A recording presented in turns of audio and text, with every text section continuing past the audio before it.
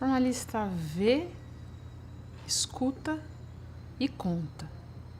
E no meio disso, muita coisa pode acontecer para tornar a tua história mais completa, mais relevante, mais reveladora de novidade, ou o contrário de tudo isso, mais parcial, mais enviesada, mais reforçadora de uma ideia que já se tem sobre um determinado assunto, um determinado acontecimento. Mas eu acho que, basicamente, na ordem que você quiser estabelecer, o jornalista vê, escuta e conta. E se não ver, não enxergar com atenção e não escutar de fato, contar fica muito difícil.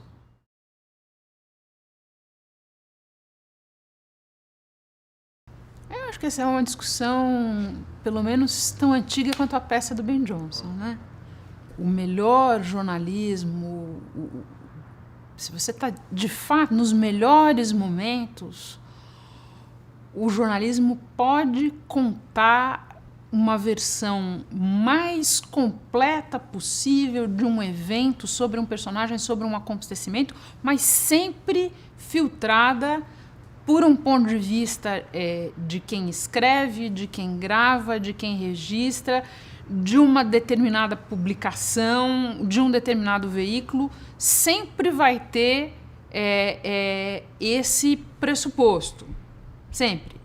Agora, também existem maneiras de você esclarecer esses pressupostos e de o público, e de o leitor, e de o telespectador ser cada vez menos ingênuo para enxergar esse filtro e tirar as conclusões dele. Mas a verdade, talvez as religiões...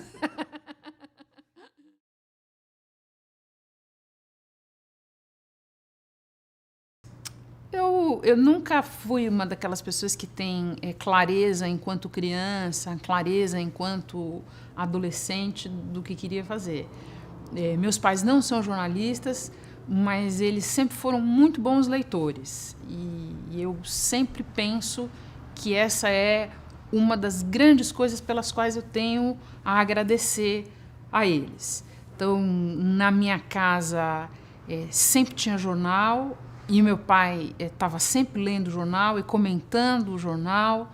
Na casa do meu avô tinha um outro jornal. Então, muito cedo, para mim, começou a ficar claro que a mesma história poderia ser contada de maneiras diferentes. Eu acho que eu sou uma pessoa curiosa, naturalmente curiosa, e eu acho que isso ajuda. E eu sempre gostei de escrever, tanto que, enfim, por uma questão de circunstância, e por isso eu acabei começando e fazendo boa parte da minha carreira, a maior parte dela no jornalismo impresso mesmo. Mas não foi uma coisa assim que eu dissesse, quero ser jornalista. Quando eu vi, eu estava me tornando jornalista. Eu não aprendi a ser jornalista na ECA, e eu não digo isso com falta de respeito à ECA. Eu acho que faz parte da história de cada um. Eu fui uma aluna na escola, no ensino, no que hoje se chama de ensino fundamental, no que hoje se chama de ensino médio, muito empenhada, muito dedicada. Ninguém, por algum motivo, nunca ninguém me precisou pedir para estudar. Eu estudava porque gostava. E eu acho que quando eu cheguei na faculdade, eu hoje olhando em retrospecto, eu acho que foi o tempo que eu tive na minha vida para desbundar. Ali, para mim, o que me enriqueceu ali foram as pessoas que eu encontrei, os amigos que eu fiz, as referências de autores e de música e de cinema, das quais eu não tinha ouvido falar, porque eu tinha ouvido falar de outras coisas. Um mundo muito diferente do meu, porque eu estudei 12 anos em colégio de freira e, de repente, eu caí na ECA. E aquilo, para mim, foi muito prazeroso. Foram 4 anos de muita descoberta, mas 4 anos de muito desbunde. Tanto que eu não achava que eu ia sair dali e começar a trabalhar. Acho que meu pai e minha mãe também olhavam para aquilo e não achavam que eu ia sair dali e conseguir trabalhar. Um pouco, para minha surpresa, foi diferente. Eu saí dali, comecei a trabalhar e não parei mais. Ao sair da ECA, eu retomei um pouco o tipo de pessoa que eu era lá atrás. Porque eu, de fato, sou muito dedicada. Assim, eu me dedico com prazer e eu não sei fazer no improviso. Eu sei fazer estudando, fazendo lição de casa. Eu sei fazer no esforço. Eu admiro quem sabe fazer de outra maneira, mas eu só sei fazer no esforço.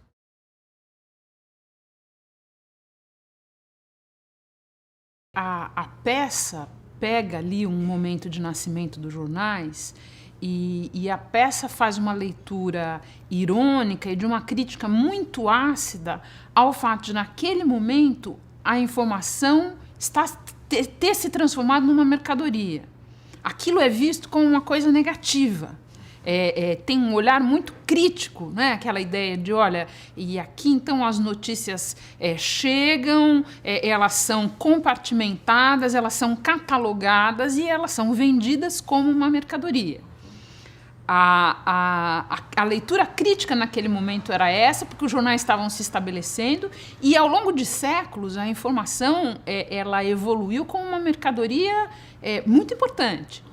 E eu acho que a gente agora vive uma outra revolução em que a informação exclusivamente como mercadoria, ela perde um pouco do valor de mercado para usar, perde muito, aliás, o valor de mercado para usar o título da peça, porque ela está acessível de uma maneira muito mais disseminada e muito mais ao alcance de todos, sem necessidade, ou com muito menos necessidade, de uma mediação que antes esses jornais faziam. Então, o valor dela agora não está na commodity em si, mas está no que puder ser agregado do ponto de vista de interpretação, de análise, de um olhar exclusivo, às vezes de uma própria commodity que essa ninguém tem.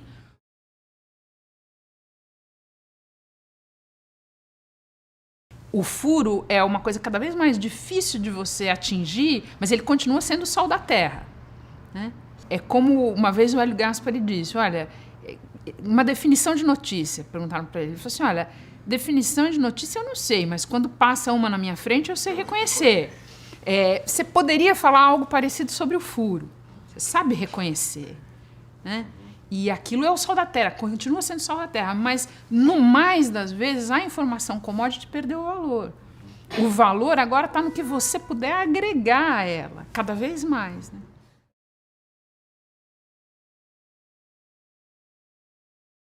Porque a cacofonia aumentou muito, porque com o volume de informação, com a pulverização da informação, a cacofonia aumentou muito. Então, ao mesmo tempo, a necessidade de instrumentos, de veículos, de balizas, eventualmente de pessoas que se prepararam para fazer isso, para você separar o joio do trigo e não fazer como se fazia naquela piada antiga do jornalismo, que era jornalismo é separar o joio do trigo e, no mais das vezes, publicar o joio.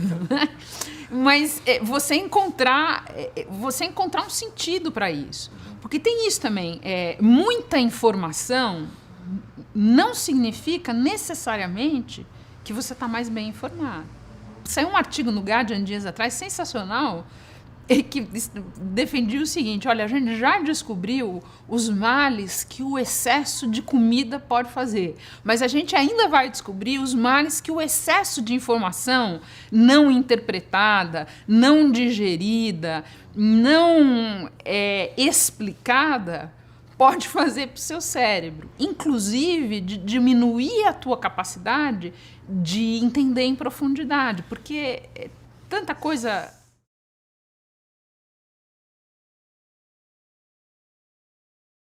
Olha, o que eu posso dizer, sinceramente, depondo aí a meu favor, é o seguinte, inventar, eu não inventei.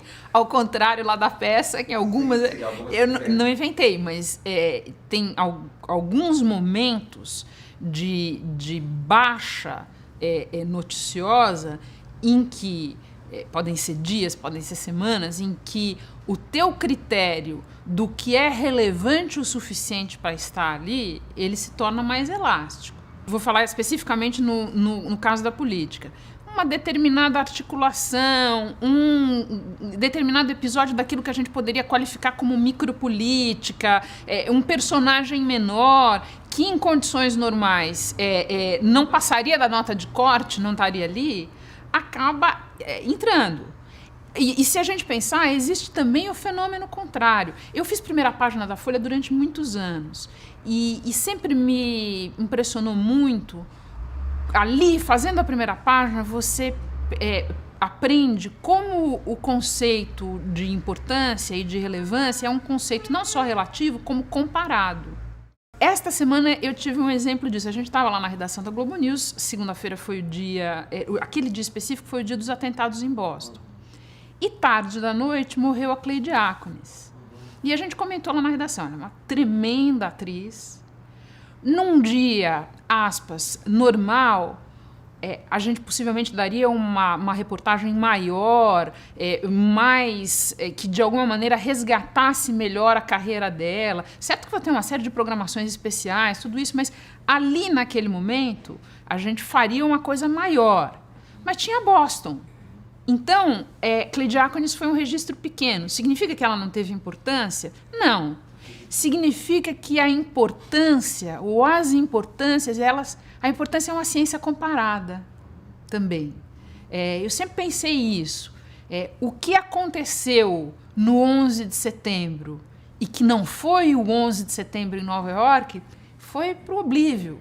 Ninguém mais lembra. Não chegou na primeira página, porque tinha o 11 de setembro.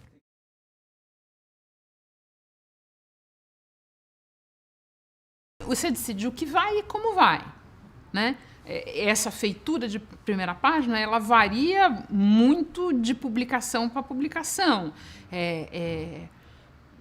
Se você...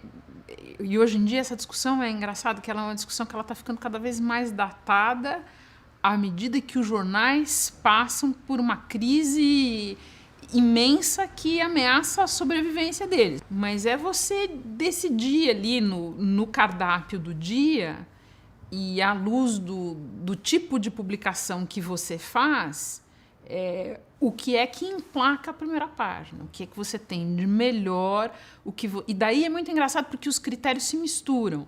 Tem um critério puro de relevância noticiosa, tem um critério de interesse do seu leitor especificamente, tem um critério de você tentar promover as suas marcas. Então, se você estava em Boston com 2 ou 3 pessoas da tua equipe, a primeira página sempre vai querer mostrar para o leitor que você estava lá. Com pessoas tuas, então você valoriza o que você tem de diferente. Esses critérios, relevância noticiosa, interesses mais que você conhece por pesquisa e por acompanhamento do teu público leitor, interesse de mostrar o teu diferencial, eles se misturam ali num exercício diário, num exercício em que a qualidade da imagem que você tem é muito importante também. É um baita de um exercício. No caso da Folha, era uma equipe bem enxuta. Era um editor de primeira página que trabalhava com 2 redatores. Eu não sei como é feita hoje em dia na Folha. Eu não sei quantas pessoas fazem isso na Folha hoje em dia. Mas era isso. E foi uma das coisas mais divertidas e de aprendizado que eu fiz na vida no jornalismo. Não é um serviço muito valorizado, porque é um serviço do que a gente chama de cozinha no jornalismo, é um serviço interno de redação, não é um serviço que muita gente fora vai saber quem você é e o que você faz, mas ele te dá uma tremenda noção de hierarquia, te ensina a assumir alguns compromissos de lógica editorial, porque se eu comecei a acompanhar um determinado assunto bem, eu não posso deixar ele morrer, em tese. Ou se eu não dei nenhuma bola para esse assunto quando ele começou, em tese eu preciso de alguma maneira sinalizar para o público por que esse assunto passou a ter importância na minha vitrine.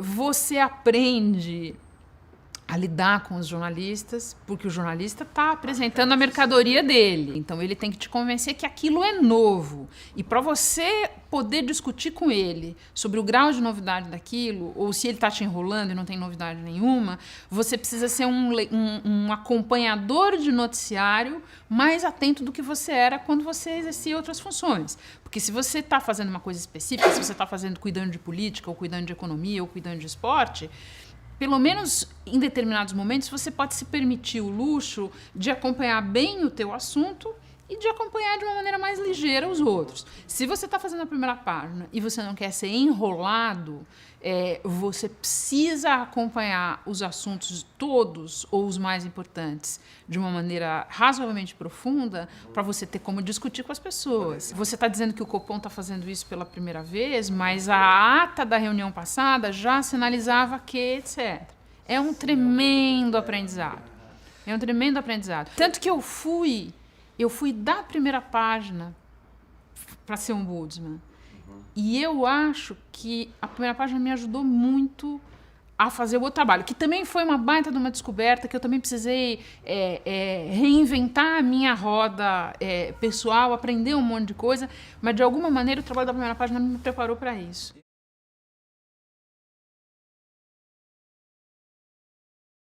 Você tem a obrigação de procurar fazer uma manchete, um título que atrai a leitura, no limite em que não provocar esse efeito que você está descrevendo, que é a pessoa assistir a reportagem de uma chamada que foi feita antes, ou ler o texto de um título que está no alto, e ela muito facilmente, ou menos facilmente, mas ela percebe esse ruído, que é, olha, o título me vendeu uma coisa que o texto não me entregou. A escalada do telejornal me vendeu uma coisa que a reportagem não entregou. Você tem a obrigação de buscar não ser anódino, de buscar não afugentar o público, de buscar mostrar para ele qual é o interesse daquilo que você vai contar, mas no limite do que não te provoca esse ruído.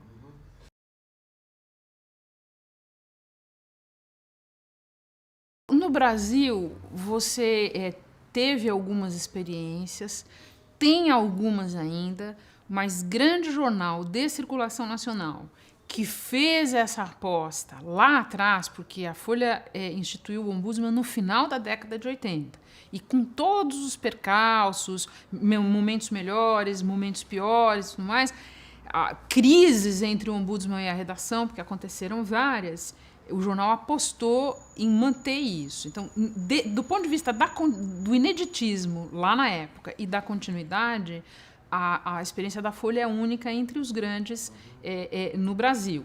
Em outros lugares já tinha, quando a Folha começou, ainda tem em vários lugares. Do ponto de vista dos jornais, eu deixei de acompanhar isso, mas até onde eu sei, em anos recentes, muitos jornais fecharam essa posição de ombudsman dentro de um movimento mais geral de enxugamento drástico das redações, de fechamento de vaga, de diminuição das redações mesmo. Mas eu acho que não é a única maneira. O ombudsman não é uma panaceia, ele não tem a resposta para todos os problemas, e principalmente ele só funciona para começo de conversa se for respeitado o princípio da independência. Se for realmente... porque o leitor percebe. O leitor percebe na seleção dos assuntos, na maneira como o ombudsman trata ou deixa de tratar determinados assuntos. O leitor tem meios de perceber se é de brincadeira ou se é a vera. Tem meios de perceber. Não é a solução de todos os problemas, mas é uma experiência muito interessante, eu acho, do ponto de vista da prestação de contas para o público e do ponto de vista pedagógico para a redação. Tanto que o que eu fui percebendo ao longo dos anos é o seguinte, eu estava lá quando começou, de início foi um Deus nos acuda. A atitude dos jornalistas é como pode? E, ao longo dos anos, a redação foi aprendendo a conviver com a existência dessa instância externa de crítica.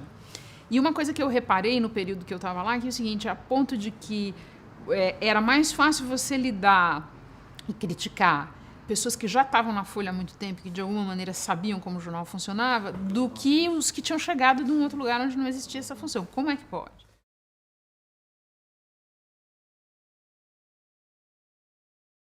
Eu não tenho esse número. Cada dia eu leio um número.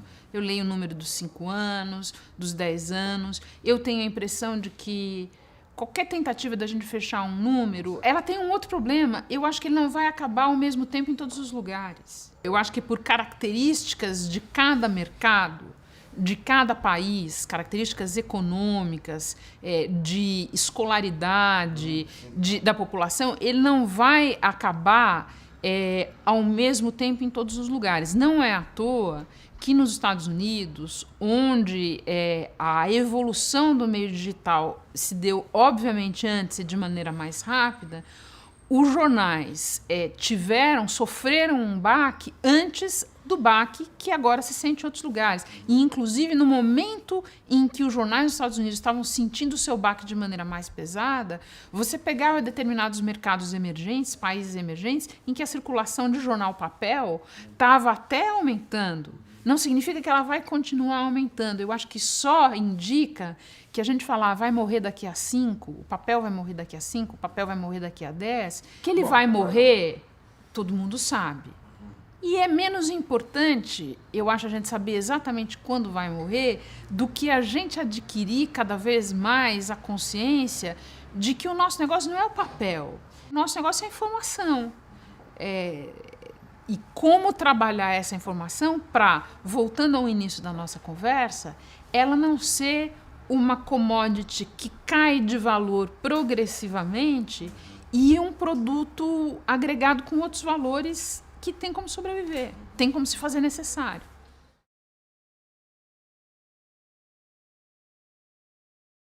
Eu acho que a gente vive um momento no Brasil, diferentemente de outros lugares, diferentemente de vizinhos, inclusive, a gente tem plena liberdade de imprensa no Brasil. Acho que os problemas aqui hoje na imprensa são de outra natureza, notadamente econômicos. A gente tem porque conquistou. É importante a gente lembrar que conquistou, e que não é uma coisa que veio de graça, e que é uma coisa que, se não for cultivada, valorizada e lembrada permanentemente, ela pode se perder. As pessoas podem achar que não é algo tão importante como quem viveu a falta de liberdade de imprensa sabe o quanto é importante. Então, a tua primeira pergunta é se a gente tem liberdade de imprensa. Não, era o contrário. A liberdade de imprensa é poder investigar e divulgar, na forma que for, doa quem doer. Isso temos.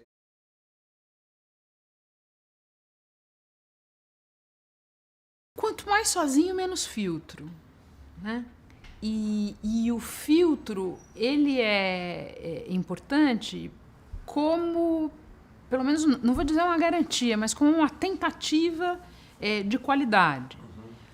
Você ter uma redação, pura e simplesmente, não é uma garantia de filtros adequados, de bons filtros. Mas a tendência de que o franco-atirador erre ou apresente como fato o que é ficção, no limite, ou algo próximo disso, é maior, porque filtro é importante. Agora, que modelo de redação vai sobreviver, eu acho que isso daí não está claro para ninguém. Para ninguém.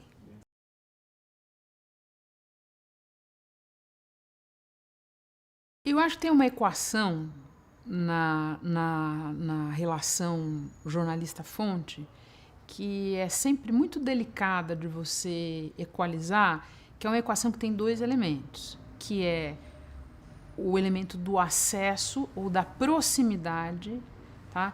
E o elemento do distanciamento crítico. Como é que você equaliza essas 2 coisas? Tá? Porque para você ter uma fonte, cultivar uma fonte, e essa fonte de fato te esclarecer, te contar algo novo e contar para você, você precisa estabelecer uma relação de confiança, de proximidade. Pode acontecer, mas é muito raro alguém te dar um presente. Sim. Por vários motivos. Primeiro porque com o passar dos anos você vai aprendendo que é o seguinte, informação não se dá, informação se troca. Você pode nem estar trocando no momento em que você está recebendo, mas existe uma troca ali. A pessoa que está te dando a informação, ela tem uma expectativa imediata, de médio prazo, futura. Ela tem uma expectativa que pode ser em relação ao próprio jornalista ou ela pode uma expectativa em relação a como aquela informação vai chegar ao público. Tá? Então, e você precisa dessa proximidade, você precisa cultivar essa proximidade para você ouvir coisas que de fato importam. Ao mesmo tempo, você precisa manter o teu distanciamento crítico. Você precisa ter claro para você mesmo, e muita gente esquece, e você precisa deixar claro para a fonte que vocês estão de lados separados do balcão. Por isso eu acho, com todo o respeito a pessoas da melhor qualidade que eu conheci, que é o seguinte, fonte não é amigo, amigo não é fonte.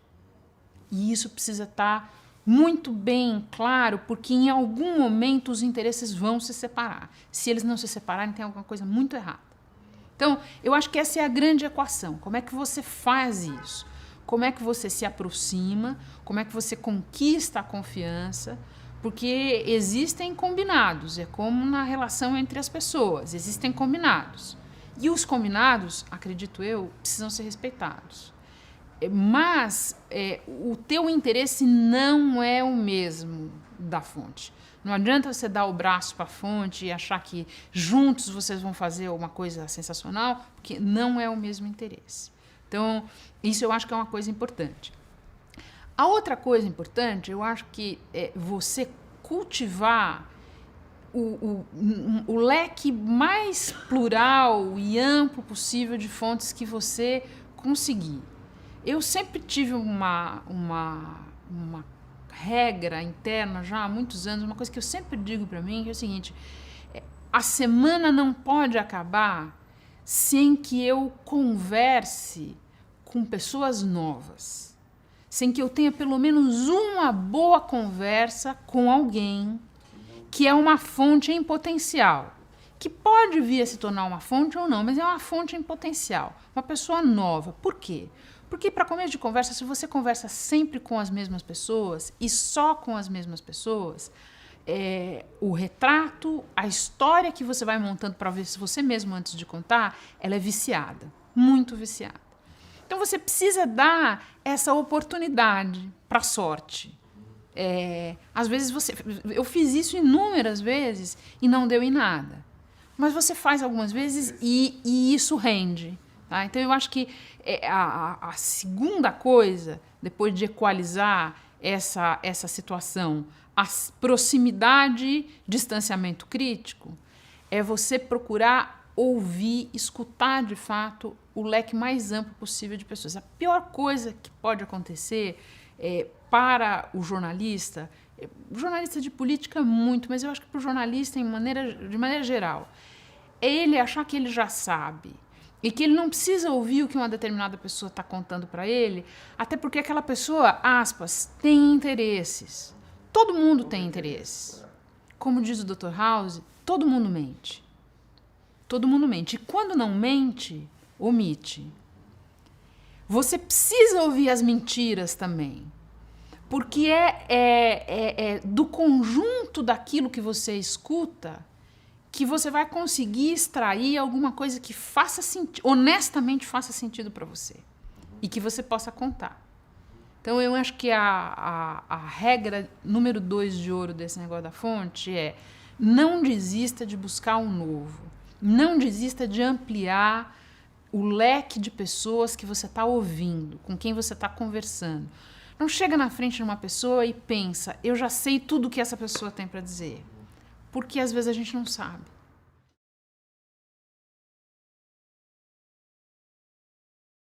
Eu não tenho uma posição fechada sobre isso. Eu acho que essa é uma discussão importante em que você tem que ter muito cuidado para não misturar as coisas. E acho que muitos atores interessados, porque todo mundo tem interesse de todos os lados, apostam na confusão. Apostam em misturar a discussão de controle de conteúdo com uma discussão de regulação de mercado. De vários lados você vê apostar nessa confusão.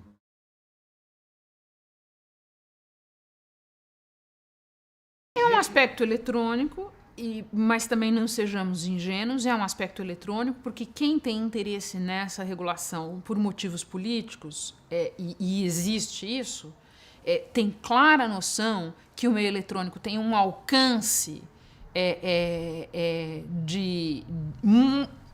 que não dá nem para comparar com os jornais. Então, também não encerra a discussão quando os interessados em algo como a lei dos meios dizem assim, olha, mas não é para jornal. Bom, mas é para quê? Tá? Então, eu acho que eu não tenho uma posição fechada sobre se o fim da lei de imprensa nos deixou num vácuo que exigiria uma outra legislação específica para direito de resposta ou se a Constituição, se bem utilizada, dá conta de fazer as pessoas responderem pelo que elas levam ao ar, responderem pelo que elas publicam. Eu não tenho claro isso, mas eu tenho, para mim, uma regra de ouro que é qualquer coisa que cheire a regulação prévia de conteúdo, a controle prévio de conteúdo, tô fora.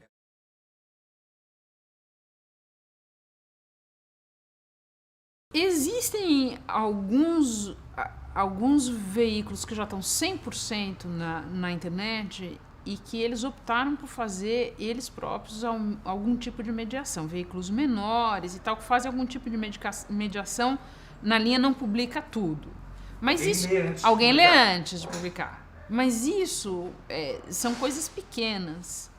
Num oceano em que prevalece cada um publica. É muito complicado isso, porque a gente está falando aqui de jornais e do que as pessoas escrevem, mas a gente pode levar isso para um oceano de conteúdo que está ali e que as pessoas estão acessando e às vezes elas não estão nem acessando, às vezes bate na cara delas. Mas é muito difícil, eu pelo menos tenho muita dificuldade em imaginar isso sendo regulado de alguma maneira, sabe? Porque é tão...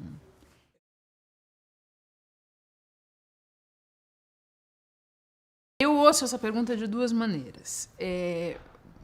Uma maneira número um é assim, como você se informa em geral? Quer dizer, como é que é a dieta noticiosa do jornalista? Porque todas as pessoas, de algum jeito, elas têm uma dieta noticiosa. Mais enxuta, mais variada, monotemática, difusa. Todo mundo tem, o jornalista também tem. Então, esse é um jeito que eu entendo a tua pergunta. Qual é a tua dieta noticiosa? E esse é um assunto que me interessa muitíssimo, porque se você olhar, a gente não precisa nem olhar as outras pessoas, é só a gente olhar para a gente e ver ao longo do tempo como essa dieta noticiosa foi mudando. Eu passei muitos anos da minha vida que o meu início de dia era uma leitura sequencial de 3 ou 4 jornais. E rádio, e depois acompanhada já em anos mais recentes por alguns sites, e depois a TV ligada nos momentos em que você está dentro da redação, em canais de notícias. Agora, hoje, por exemplo, isso que eu te falei já mudou. Hoje, o meu primeiro contato com informação, normalmente, é rolando a timeline no Twitter.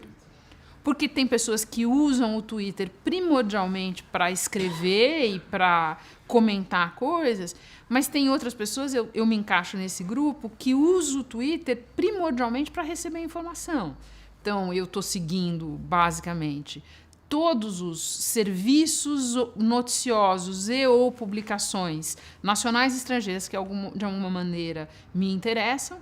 Eu estou seguindo, nem sei te dizer quantos políticos, muitos políticos, para saber onde eles estão, o que eles estão fazendo, o que eles estão dizendo. Eu estou seguindo alguns jornalistas que postam as suas coisas ou links. Então, aquilo ali é o meu primeiro dia. E eu acho minha primeira coisa do dia. Eu acho curioso pensar que naquele exercício a pessoa está fazendo a sua própria publicação. Porque você recebe algumas commodities ali, algumas informações secas, e você também pega alguns links de algumas coisas mais aprofundadas que às vezes eu nem tenho tempo de ler naquele momento. Mas que eu fiz a minha seleção e eu sei que dali a meia hora, 1 hora, 3 horas, na primeira janela que aparecer, eu vou ler aquilo. Então eu acho que um jeito que eu entendo a tua pergunta é como é que você se informa, como é que você fica sabendo. Como é que você fica sabendo da explosão no Texas e como é que você fica sabendo quem chegou em primeiro lugar na eleição para Procurador-Geral da República? Isso é uma maneira que eu entendo. A outra maneira que eu entendo a tua pergunta é como é que você se prepara para o trabalho que você tem que fazer, para entrar no ar no telejornal e, tendo selecionado os assuntos que o telejornal considera relevantes de política daquele dia, como é que você se prepara para aquilo? E daí eu te responderia que tem a dieta noticiosa e tem o ir atrás das pessoas. Muito por telefone, porque uma pessoa que faz o que eu faço está falando simultaneamente com pessoas que estão em Brasília, em São Paulo, no Rio, em outras praças. O ano que vem, quando for ano de campanha eleitoral, muito isso, porque o palco disso vai ser o país. E, pessoalmente, escolhendo determinadas pessoas e determinados eventos que você fala assim, não, aqui eu quero estar lá, eu preciso ver. Você não pode ver tudo ao mesmo tempo, você não pode ver tudo todo dia, mas isso, de alguma maneira, faz parte ali do conjunto de coisas que eu tenho que fazer para me preparar para informar, não para ser informado. Estar lá é muito importante. É muito importante de várias maneiras. É muito importante porque em determinados eventos você tem a noção de que você está presenciando um pequeno pedaço de história. Eu tive, por exemplo, essa sensação no dia que eu estava no Palácio do Planalto e foi instalada a Comissão da Verdade. Tinha lá a presidente, todos os ex-presidentes vivos, uma série de personagens envolvidos com aquela história. A comissão pode ter resultados maiores, menores, satisfatórios, insatisfatórios, mas naquele dia no Palácio do Planalto eu falei, puxa, que bom que eu vim, que bom que eu estava aqui vendo. Vai me permitir contar de uma maneira melhor, tendo visto aqui, do que fazendo de uma maneira remota. Tá? É importante porque, vendo, você pode não só fazer isso que o Gay Talese sugeriu, que é num determinado momento, tem um monte de gente prestando atenção numa determinada cena e você escolhe uma outra para prestar atenção. E aquela outra cena, ela pode te contar, eventualmente, mais sobre o todo daquela história do que o lugar para onde estão todas as câmeras, para onde estão todos os gravadores, para onde está todo mundo olhando. Eu me lembro que em 2010... a Dilma já era claramente candidata, o Lula vinha preparando a narrativa da mãe do PAC ao longo do segundo mandato inteiro, praticamente, mas a Dilma ela ainda era muito virgem de grandes eventos que não fossem eventos do governo. Né? Ela ia, o Lula pegava ela pelo braço, ela ia inaugurar isso, aquilo e tal, mas ela ainda não tinha muito traquejo de grandes eventos que não fossem promovidos pelo governo. E eu me lembro que eu estava em São Paulo naquele dia e a Força Sindical fez um evento para ela, na sede da Força Sindical lá em São Paulo. Não era uma coisa grande, a Dilma ainda não era nem oficialmente candidata, que dirá candidata líder nas pesquisas que ela veio se tornar mais adiante. Mas eu falei, não, eu vou lá, eu quero ver. vê-la falando em público, ver a reação das pessoas a ela. E aquele dia foi muito útil para mim, porque eu percebi que ela já estava falando de uma maneira diferente. Porque tem uma evolução nisso, clara, que você pega em qualquer candidato. Ele pode ganhar, ele pode perder, pode dar certo, pode dar errado, mas tem uma linha evolutiva. E ali era um evento secundário, não era uma coisa muito importante, mas a maneira dela falar me deu uma clareza. E quando você está perto, você vê o gestual, você vê de uma outra maneira e tal. Parece um clichê, mas não é. Também é importante ir aos lugares porque as pessoas falam com você de uma maneira diferente quando você está olhando para elas.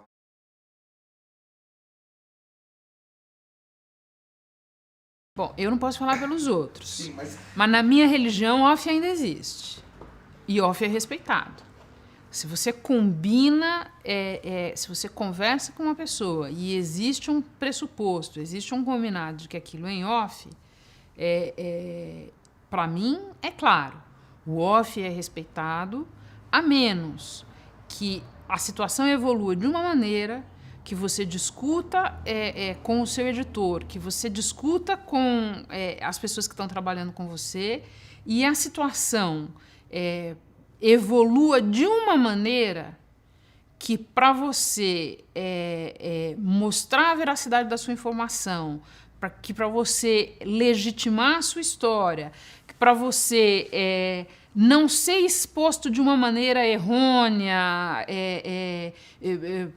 alguém que te contou uma história, a história está correta, por algum motivo a pessoa resolve puxar o tapete daquilo e você se vê desprotegido, mas desprotegido de uma maneira que a credibilidade daquilo que você publicou, daquilo que você veiculou está em risco. Eu acho que existe a possibilidade, e tudo no jornalismo é caso a caso, de você ter uma discussão e chegar à conclusão que você precisa abrir um off. Tá? Mas isso é exceção à regra. Eu acho que um combinado de off precisa ser respeitado. É o seguinte, muita delinquência já foi cometida no jornalismo sob a proteção do off. As maiores delas, offs que na verdade não existiam. Isso já aconteceu. E porque muita delinquência já foi cometida sob a proteção do off, ou sob a alegada proteção do off, vira e mexe vem alguém com a ideia revolucionária de vamos acabar com o off.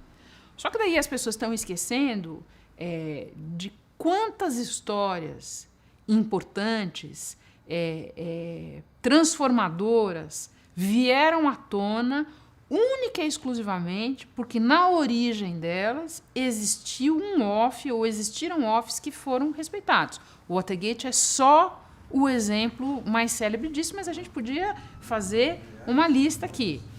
Então, eu acho que o off existe, o off é necessário, mas ele precisa ser exercido com responsabilidade.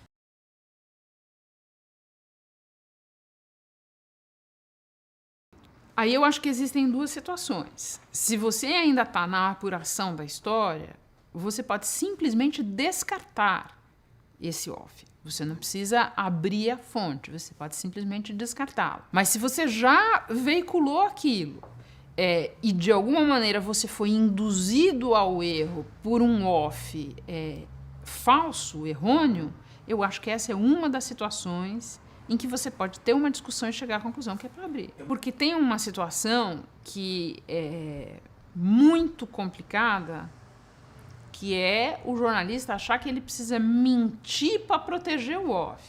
Isso já aconteceu. Isso é uma das delinquências que eu te falei que já aconteceram sob a proteção de um off. Olha, eu preciso proteger tanto essa fonte que eu vou inventar aqui uma história. Vai virar ficção. Isso é delinquência.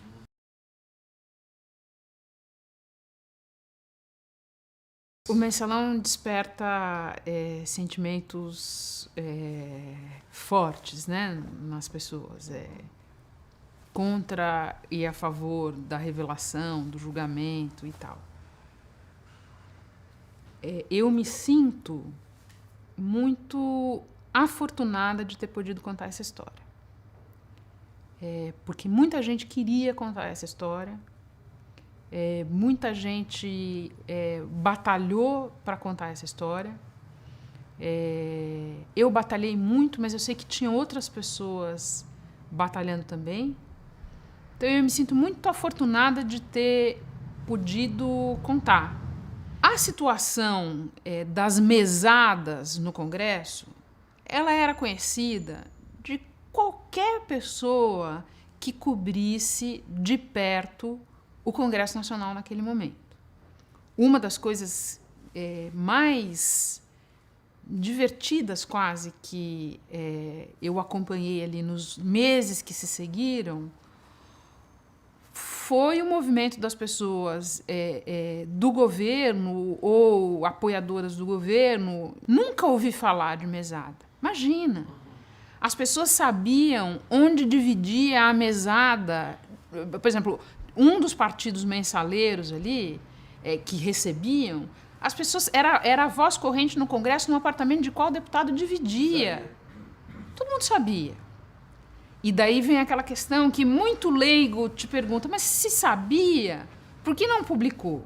Porque determinadas coisas você só pode publicar ou se você flagrar o recebimento de mesada ou se você conseguir um depoimento de alguém que está dentro da história. Depois que o Roberto Jefferson deu a entrevista, se tornou muito comum e até compreensível da parte do governo desqualificar o Roberto Jefferson.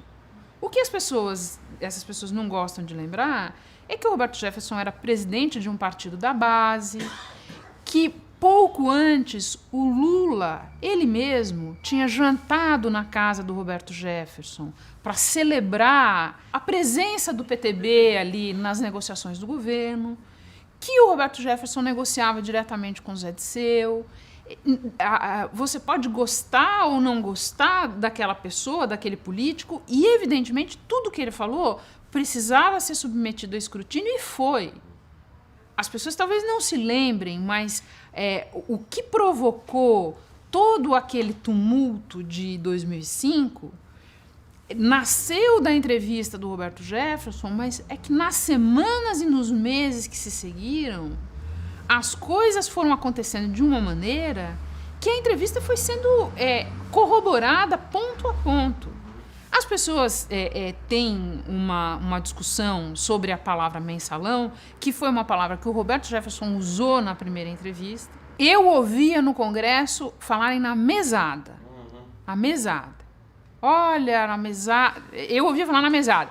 Ele usou essa palavra na primeira entrevista e a palavra ficou. E é evidente, embora ao longo de anos antes do julgamento, até o momento em que chegou ao julgamento, havia uma discussão, mas teve pagamento mensal, não teve pagamento mensal, é lógico que a discussão não é essa. E o que foi demonstrado no julgamento aí que a gente assistiu no segundo semestre de 2012, é lógico que a discussão não é essa. Mas que o esquema de compra de apoio com recursos em boa medida públicos foi demonstrado e provado, acho que não preciso eu mais para falar isso. Eu entendo que esse seja um assunto que desperta paixões e que seja muito difícil você encontrar alguém disposto a examinar esse assunto de uma maneira desapaixonada, que não contamine o conjunto do legado do governo Lula e, ao mesmo tempo, não afronte a realidade do que está demonstrado que aconteceu. Eu entendo isso. Mas se você me perguntar como eu me sinto, muito sinceramente eu te digo, eu me sinto muito afortunada de ter podido contar essa história. E eu acho o seguinte, que se a palavra serviu para o mensalão nacional, a palavra serve para o mensalão mineiro, sim, não há dúvida.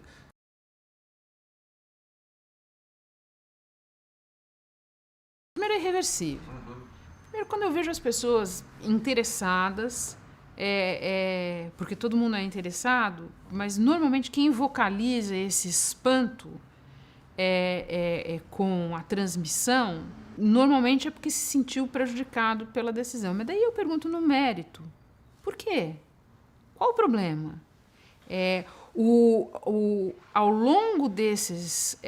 isso já tinha acontecido em outras questões relevantes, mas a gente pode pegar vários casos aí recentes, o caso da lei de imprensa, o caso do aborto de anencéfalos, o caso da união homoafetiva.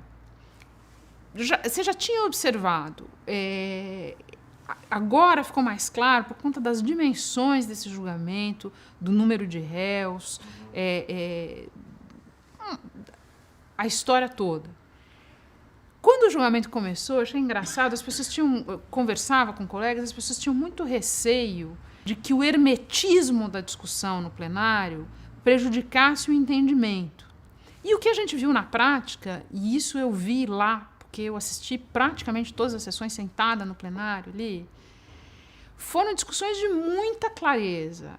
As pessoas acompanharam o que eles estavam decidindo e por que eles estavam decidindo. Eu acho que ficou claro para muita gente o que é lavagem de dinheiro, qual era a discussão em torno de formação de quadrilha e outras tantas questões. Por quê? As pessoas estão sugerindo que se eles votassem de uma maneira não televisionada, eles iam ter uma tendência mais absolvedora e por isso não devia ser televisionado. Não vejo a lógica. Eu acho que o que a gente assistiu ali, longe de ser uma coisa monolítica, foi uma coisa com muito contraponto.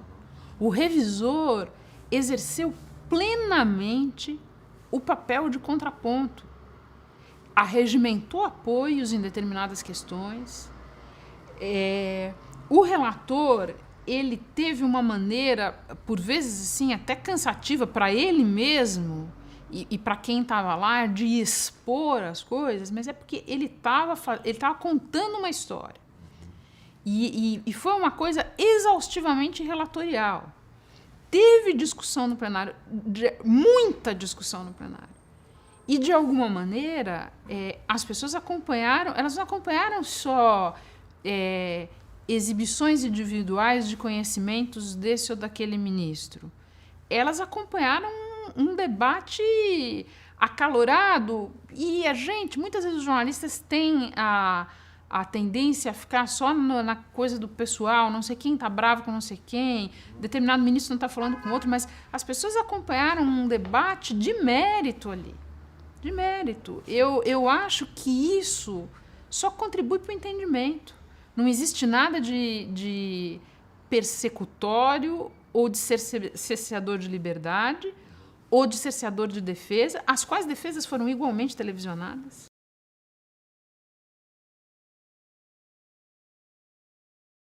Eu até tinha pensado em lembrar essa frase.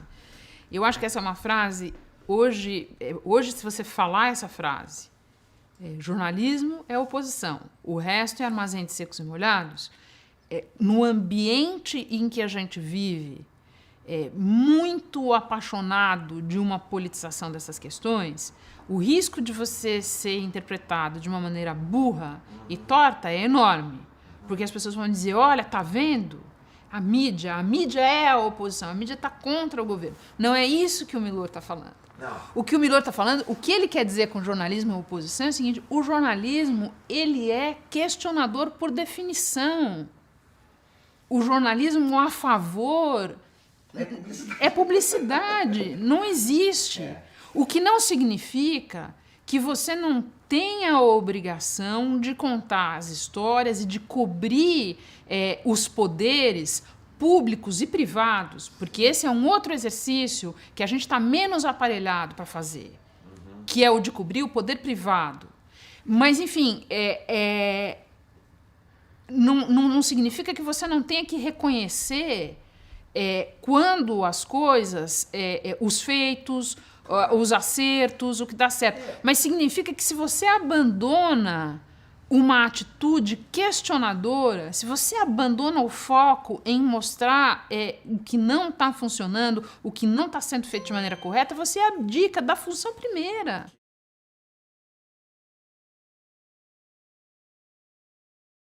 Eu acho que você pode olhar de várias maneiras, Jorge. Você pode olhar dessa maneira, mais má vontade com o governo Lula e, eventualmente, com o governo Dilma do que com os governos anteriores. Você poderia olhar dessa maneira e sempre vai ser muito difícil a gente pegar períodos específicos e casos específicos e ver como foi tratado e como não foi tratado, mas eu acho que você tem argumento para ir nessa direção. E eu acho que quem quiser oferecer o produto de melhor qualidade devia se distanciar disso. Devia se obrigar a um exercício diário de pluralismo para fugir disso. Porque quem se diferenciar disso vai estar oferecendo o melhor serviço, o melhor jornalismo. Mas também tem uma outra maneira de olhar para essa questão, que é a seguinte: as forças atualmente no poder, quando na oposição, viviam numa associação muito próxima com a imprensa.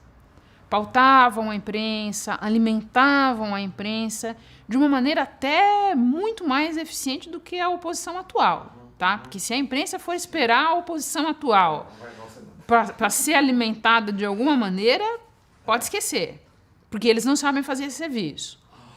As forças atualmente no poder faziam esse trabalho de uma maneira muito bem feita, muito sistemática e num regime de vasos comunicantes com a imprensa durante muito tempo.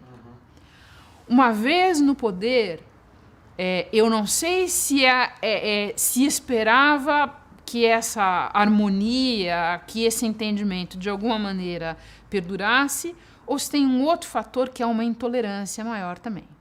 É uma intolerância maior à crítica e talvez não seja isso preciso, uma intolerância maior à crítica. Eu diria que assim, um entendimento primordial de que são instâncias diferentes, elas não estão em parceria, elas não estão trabalhando juntas. Não é para trabalharem juntos, não é para o governo trabalhar junto com a imprensa, não é para a imprensa trabalhar junto com o governo, como naquela discussão da fonte que a gente estava fazendo um pouquinho antes. Essa é uma outra maneira de ver, que eu acho pertinente também.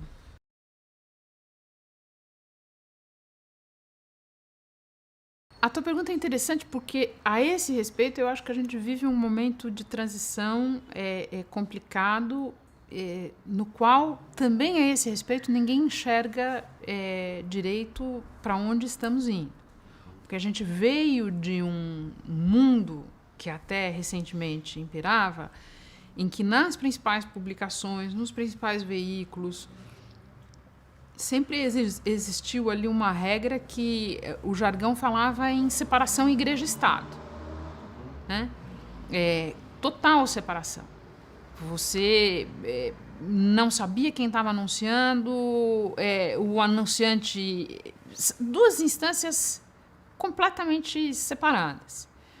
Se você olhar em torno, especialmente nos negócios mais frágeis do ponto de vista comercial, do ponto de vista de modelo de negócio, a tendência a que essas coisas se misturem, ela está por todos os lados aí. E isso, ainda que digam que esse é o admirável mundo novo, convivam com isso representa um risco muito grande se não forem criados mecanismos do consumidor daquela informação ter muito claro esse movimento, essa relação entre as duas coisas.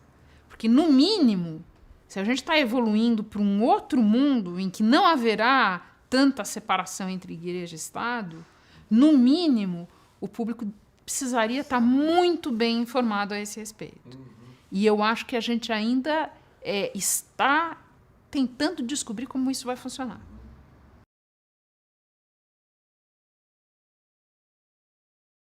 Essa discussão sempre existiu aqui. Porque, como a nossa principal referência é o modelo americano, e no modelo americano a tendência é declarar o voto, declarar o apoio, E, ao mesmo tempo, ao longo de boa parte aí das décadas recentes, no modelo americano tinha uma separação muito clara entre posição editorial e noticiário, de forma que o leitor estava habituado a enxergar aquele apoio, aquele anúncio de compromisso, sem ver uma contaminação correspondente no noticiário por causa disso.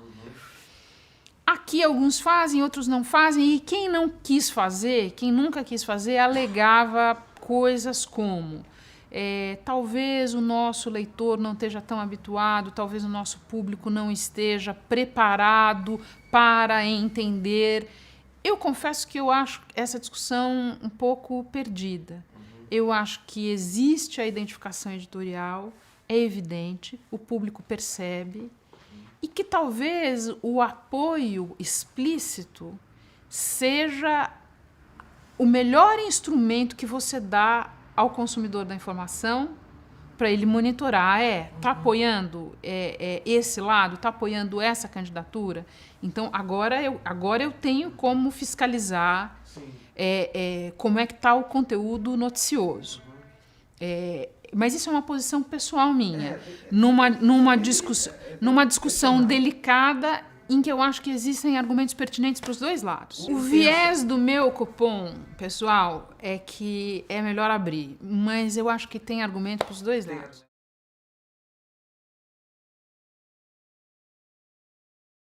Daí já é uma opinião minha, pessoal, e essa minha opinião é certamente influenciada pela minha experiência como ombudsman. Eu acho que as pessoas se aferram ao erro, procuram se desculpar de qualquer maneira, procuram fugir de uma responsabilidade ou da caracterização do erro por miopia. Porque é evidente que quando você reconhece um erro de uma maneira inteira, cândida, você cresce em credibilidade aos olhos do teu telespectador, do teu leitor. É evidente. Porque, especialmente se você tem... Porque também tem uma coisa, né? Tem aquele sujeito que passa a vida tendo que se corrigir. Mas se você procura trabalhar de uma maneira séria e uma hora você tropeçou, de uma maneira grande, média ou pequena, mas você tropeçou, você só tem a ganhar se você reconhece isso sem tergiversar de nenhuma maneira, sem responsabilizar terceiros. Se você reconhece isso de uma maneira cristalina, você sai, é bom para você.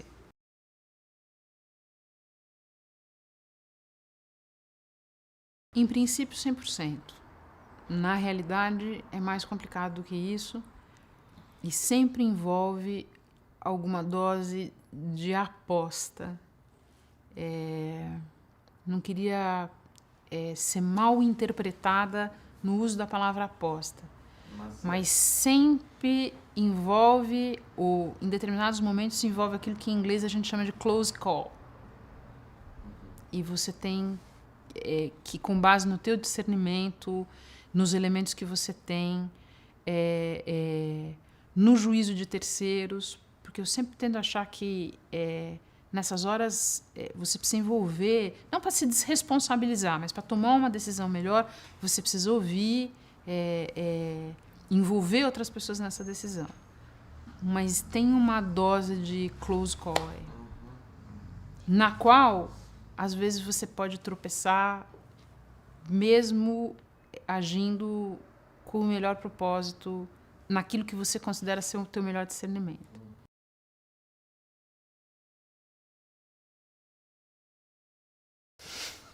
Não sei. Eu não acho que o jornalismo tem um prazo de validade expirando, como tem claramente determinados veículos para a expressão do jornalismo. Porque eu acho que eu ainda enxergo por muito tempo a atividade de contar, a atividade de relatar no campo da não ficção, porque no campo da ficção existe, tudo bem? Mas eu estou falando no campo da não ficção e de uma maneira não faz mais sentido a palavra diária, a palavra semanal, a palavra mensal, mas de uma maneira que permita no tempo real, em várias compartimentações do tempo real, você informar. Eu ainda enxergo isso sendo feito de muitas maneiras, inclusive maneiras que eu ainda não sou capaz de entender.